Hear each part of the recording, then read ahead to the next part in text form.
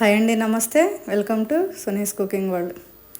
దసరా నవరాత్రుల సందర్భంగా మా ఇంటి దగ్గరలో ఉన్న శివాలయంలో ఈరోజు రెండవ రోజు గాయత్రీదేవిగా అలంకరించారు అమ్మవారిని.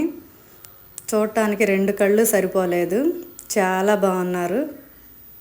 చూడండి, ఇలా అలంకరించేసి అందరూ లలితా సహస్రనామం పారాయణం చేశారు. తర్వాత ప్రసాదాలు అవన్నీ ఇచ్చారు. చాలా బాగుందండి. రోజుకో అవతారము, రోజుకో ప్రసాదము.